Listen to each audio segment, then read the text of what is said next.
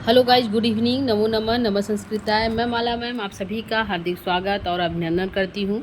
आपके अपने YouTube channel EMS classes 1 में आप सभी का हार्दिक स्वागत है। आज की प्रश्नोत्तरी हम लेकर यहाँ पे उपस्थित हुए कारक विचार से, यानी कि यहाँ पे हम कारक के सामान्य परिचय से जो प्रश्नोत्तरी करेंगे, इसके साथ ही कर्ता कारक से प्रश्नोत्तरी होगा। तो आइए हम लोग चलते हैं प्रश्नों की तरफ। और प्रश्नों की जो संख्या है वह 20 प्रश्न है, ठीक है। और जो यह प्रश्न जो हमारे संस्कृत व्याकरण प्रवेश का डॉक्टर बाबूराव सक्सेना का जो सिलेबस है वहाँ से लिया गया है। चलते हैं प्रश्न की तरफ। पहला प्रश्न आपके सामने है। प्रश्न है कारक इत्यत्र प्रकृति प्रत्यय स्यात्, यानी कारक में प्रकृति प्रत्यय पूछा है क्या है। तो ऑप्शन आपके सामने 4 रखा गया है दोस्तों। पहला ऑप्शन है क्री ल्यूट है क्या, क्री अरुल प्रत्यय है क्या, क्री अड़ प्रत्यय लगा हुआ है क्या, या क्री ढक प्रत्यय लगा हुआ है। तो 4 ऑप्शन आपके सामने रखा हुआ है दोस्तों। क्या यहाँ पे सही होगा प्रश्न संख्या पहले का आंसर।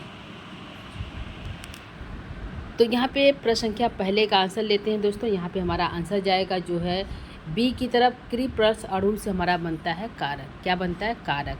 तो प्रश्न संख्या पहले का यहाँ पे जो है बी, यानी कि दूसरा हमारा आंसर जो है सही होता है, यानी कि बी आंसर हमारा करेक्ट है। लेते हैं दोस्तों दूसरा प्रश्न। दूसरे प्रश्न की तरफ चलते हैं। दूसरा प्रश्न यहाँ पे है कि कारक पदे का धातु। अब कारक में कौन सी धातु है, यानी कि क्री है, कौन सी धातु लगा हुआ है, गम, डुक्री, याच या क्री। तो इस प्रकार से 4 ऑप्शन है। कारक पदे का धातु, कारक में कौन सी धातु लगी हुई दोस्तों। तो आंसर आप लोग दे सकते हैं। यहाँ पे आंसर क्या सही होगा प्रश्न संख्या 2 का। तो प्रश्न संख्या 2 का आंसर हम लेंगे दोस्तों। यहाँ पे हमारा जो कारक में या धातु लगा है तो डुक्री धातु है। क्या? डुक्री धातु। यहाँ पे यहाँ की जो है इस संज्ञा से हलंतम से इस संज्ञा हो जाती है और डुक्री की भी इस संज्ञा हो जाती है। और हमारा जो आंसर जो बचता है वह क्री बचता है। क्या बचता है? क्री बचता है। तो इसी क्री को जो है आगे बढ़कर जो है कारक बन जाता है। तो हमारा यहाँ जो है क्री पूछा कि कारक पदे का धातु, धातु क्या है? तो डुक्री धातु है, ठीक है। तो यहाँ पे हमारा आंसर प्रश्न संख्या 2 का जो है बी हमारा आंसर सही होता है। अगला लेंगे प्रश्न संख्या 3 की तरफ चलते हैं। 3 नंबर का प्रश्न है क्रिया करोति इति खाली स्थान कह। क्रिया करोति इति क्या भरा जाएगा, यह हमारा कारक से प्रश्नोत्तरी है। कारक की परिभाषा है दोस्तों। तो यहाँ पे क्या भरा जाएगा? कारकत्वम, कारक, कारकम या उपयुक्त सभी। तो क्रिया करोति इति क्या भरा जाएगा दोस्तों, आप आंसर दे सकते हैं प्रश्न संख्या 3 का। तो प्रश्न संख्या 3 का आंसर लेंगे। हमारा यहाँ पे पहले प्रश्न का आंसर है कि जो है क्रिया करोति इति कह। तो हमारा आंसर यहाँ पे जाएगा सी की तरफ, कारकम। क्या है? कारकम। यहाँ पे हमारा आंसर जो जाएगा सी की तरफ, कारकम, ठीक है। तो कारकम को हम सही करते हैं। प्रश्न संख्या 3 का यहाँ पे बी जो सी वाला आंसर सही होता है। क्रियाम करोति इति कारकम, यह जो है हमारी पूरी परिभाषा है। क्रिया को करने वाला ही क्या कहलाता है? कारक कहलाता है। तो प्रश्न संख्या 3 का यहाँ पे हमारा जो आंसर जाता है वो हमारा यहाँ पे सी वाला आंसर सही है। आगे लेंगे प्रश्न संख्या 4 की तरफ चलते हैं। प्रश्न संख्या 4 यहाँ पे प्रश्न संख्या 4 यहाँ पे कहता है क्रियान्वित्वम रिक्त स्थान है, रिक्त स्थान की पूर्ति करिए, यानी क्रियान्वित्वम डॉट डॉट यहाँ पे क्या भरा जाएगा। तो ऑप्शन यहाँ पे रखा गया दोस्तों। पहला है यहाँ पे कारक होगा क्या, कारकत्वम होगा क्या, कारक होगा, कारकम होगा क्या, या फिर संबंध होगा। क्या यहाँ पे होगा प्रश्न संख्या 4 का आंसर। तो कारक, कारकत्वम, कारकम या फिर संबंध। तो प्रश्न संख्या यहाँ पे 4 का करेक्ट आंसर क्या सही होगा। तो हम यहाँ पे लेते हैं दोस्तों। यहाँ पे आंसर हमारा जाएगा यहाँ पे बी की तरफ, कारकत्वम। क्या है? कारकत्वम। तो यहाँ पे हलंत लगा हुआ है म में, तो कारकत्वम। क्रियान्वित्वम कारकत्वम, यह हमारी पूरी परिभाषा है। क्रियान्वित्वम कारकत्वम, क्रिया के साथ जिसका सीधा संबंध होता है उसे हम क्या कहते हैं?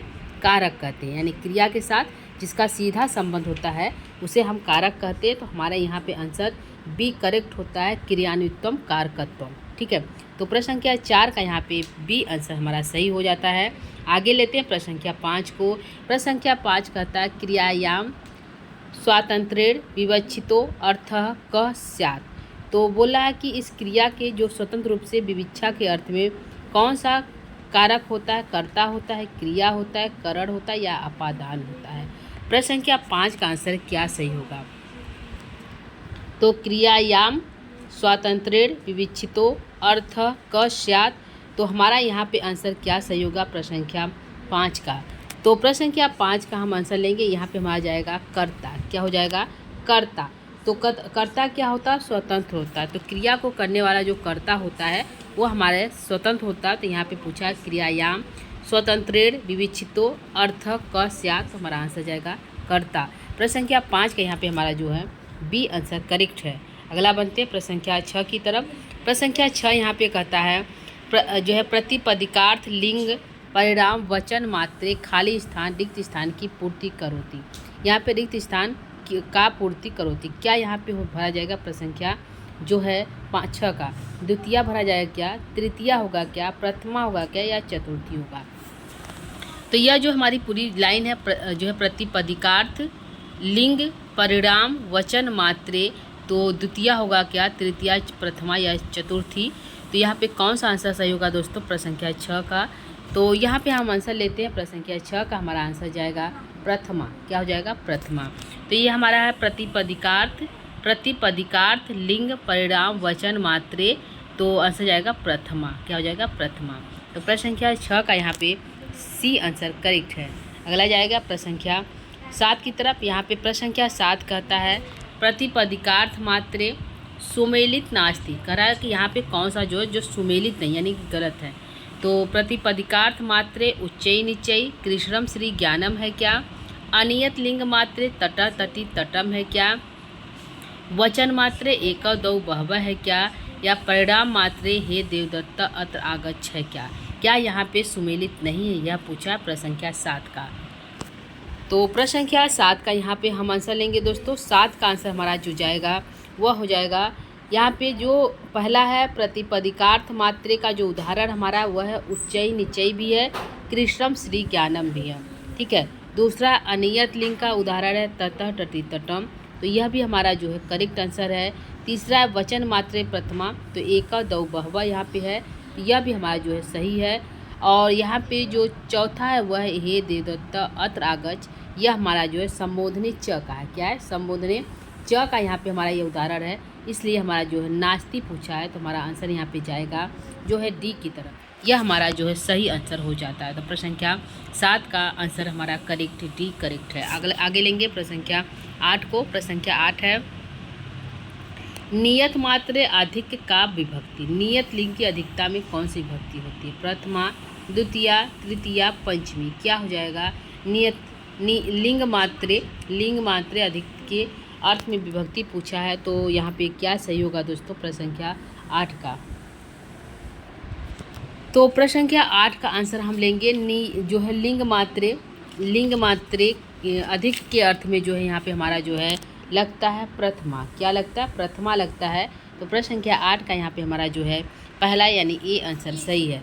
आगे लेते हैं प्रश्न संख्या 9 को। प्रश्न संख्या 9 कहता है नियत लिंग का उदाहरणों स्यात्। नियत लिंग का उदाहरण है तो क्या है? ततः तटी तटः है क्या, श्री कृष्ण श्री ज्ञानम है क्या, एक दो बहवह है क्या, या हे राम आगच्छ है क्या? तो पूछा नियत लिंग का उदाहरण क्या है जो जिसका लिंग नियत निश्चित है। तो नियत लिंग का उदाहरण जो है वह है कृष्ण श्री ज्ञानम। क्या है? कृष्णम श्री ज्ञानम है। तो हमारा आंसर बी की तरफ जाता है, बी वाला हमारा सही है। यहाँ पे नियत यानी निश्चित, जिसका लिंग निश्चित पता चलता है उसे हम कहते हैं नियत लिंग। तो प्रश्न संख्या 9 का यहाँ पे हमारा जो आंसर जाएगा बी की तरफ। अगला लेंगे प्रश्न संख्या 10 को। प्रश्न संख्या 10 कहता है अनियत लिंग का उदाहरणों अस्ति। कह रहा है अनियत लिंग का उदाहरण क्या है?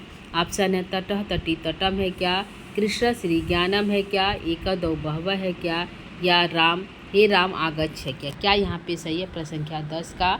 तो प्रश्न संख्या 10 का हमारा जो आंसर जाएगा वह हो जाएगा यहाँ पे दोस्तों कि अनियत लिंग का जो उदाहरण है वह है ततः तटी तटम। तो प्रश्न संख्या 10 का यहाँ पे हमारा पहला आंसर करेक्ट है, यानी तटः अनियत जिसकी लिंग निश्चित न उसे अनियत लिंग कहते हैं। तो तटः तटी तटम है। प्रश्न संख्या 10 का यहाँ पे पहला करेक्ट है। आगे लेते हैं प्रश्न संख्या 11 नंबर है। 11 नंबर प्रश्न का अलिंग का उदाहरण अस्ति। अब पूछ रहा अलिंग का उदाहरण कौन सा है? ततः तटी तटम है क्या, कृष्ण श्री ज्ञानम है क्या, एक दो बहवह है क्या, या उच्चई निचई है? अलिंग अलिंग कहता है कि जिसमें कोई लिंग ना हो। अलिंग का अर्थ होता है जिसमें कोई लिंग ना हो। नियत लिंग का अर्थ होता है जिसकी लिंग जो है निश्चित हो। अनियत लिंग का अर्थ होता है जिसका लिंग निश्चित ना हो। तो यहाँ पूछा अलिंग का उदाहरण यानी जिसमें लिंग ही ना हो, तो इसमें उदाहरण कौन सा है? तो प्रश्न संख्या हमारा 11 का आंसर क्या सही होगा? तो यहाँ पे प्रश्न संख्या 11 का जो हमारा आंसर जाएगा वह होगा डी की तरफ उच्चई निचई। क्या उच्चई निचई है? तो आंसर हमारा 11 नंबर प्रश्न का डी आंसर करेक्ट है। आगे बढ़ते हैं प्रश्न संख्या 12 की तरफ। प्रश्न संख्या 12 कहता है एका दौ बहवा का उदाहरणम स्यात्। कह रहा एका दौ बहवा जो उदाहरण है वह किसका है? वचन मात्रे प्रथमा का है क्या? अलिंग मात्रे प्रथमा का है क्या? परिणाम मात्रे प्रथमा है क्या? या संबोधनी च है? तो इसका क्या आंसर सही होगा दोस्तों प्रश्न संख्या 12 का? तो प्रश्न संख्या 12 का जो आंसर जाएगा वह हमारा जाएगा दोस्तों एका दो बहव जो है उसका उदाहरण हमारा है परिणाम मात्रे प्रथमा। तो प्रश्न संख्या 12 का यहाँ पे हमारा जो है सी आंसर हमारा सही होता है। तो सी करेक्ट है प्रश्न संख्या 12 का दोस्तों। आगे जो प्रश्न है प्रश्न संख्या 13 की तरफ चलते हैं। प्रश्न संख्या 13 है द्रोड़ो ब्रीहि का उदाहरण अस्ति। कह रहा द्रोड़ो ब्रीहि किसका उदाहरण है? वचन मात्रे प्रथमा का है क्या? अलिंग मात्रे प्रथमा का है क्या? परिणाम मात्रे प्रथमा है क्या? या संबोधनी च है? तो प्रश्न संख्या 13 का क्या आंसर सही होगा?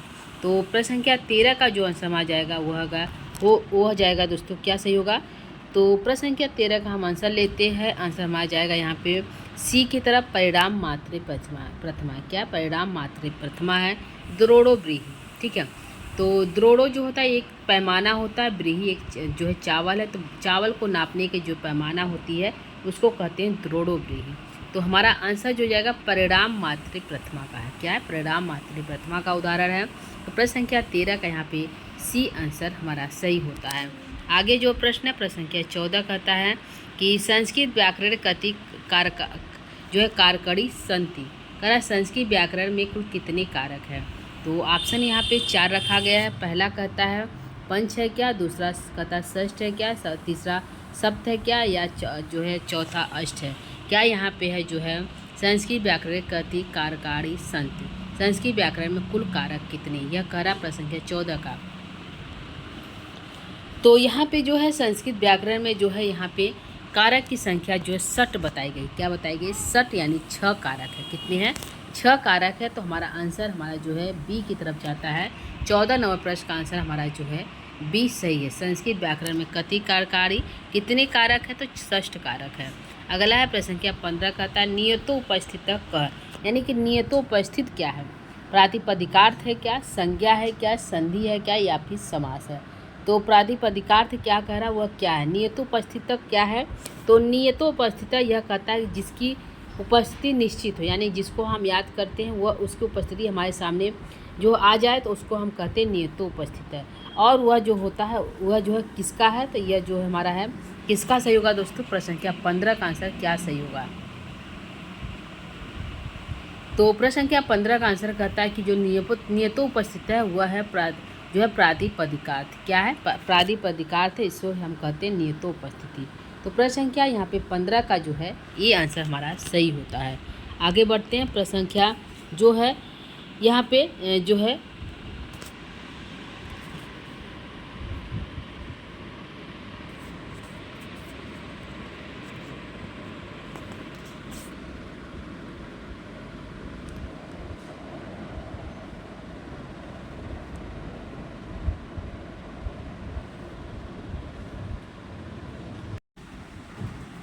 तो यहाँ पे हमारा जो आंसर जाएगा प्रश्न संख्या 15 का बी की तरफ, यानी ये हमारा पहला आंसर सही प्रातिपदिकार्थ। क्या है? प्रातिपदिकार्थ। तो 15 नंबर प्रश्न का आंसर हमारा ए सही है दोस्तों। आगे हम प्रश्न लेंगे प्रश्न संख्या जो है यहाँ पे 2 प्रश्न हमारा जो है PIQ है, यानी कि यह परीक्षा में पूछा हुआ प्रश्न है दोस्तों।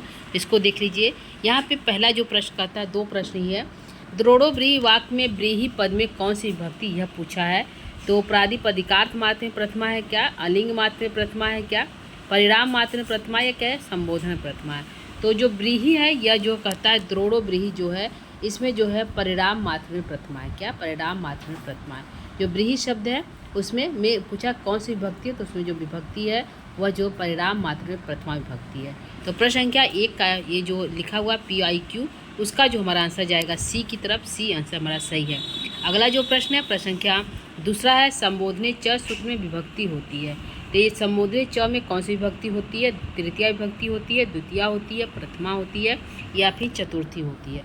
तो प्रश्न संख्या 2 का हमारा आंसर यहाँ पे जाएगा, संबोधनीय च में जो विभक्ति होती है वह होता है यहाँ पे जो है प्रथमा। तो प्रश्न संख्या यहाँ पे जो है दूसरे का तीसरा यानी सी आंसर हमारा सही होता है।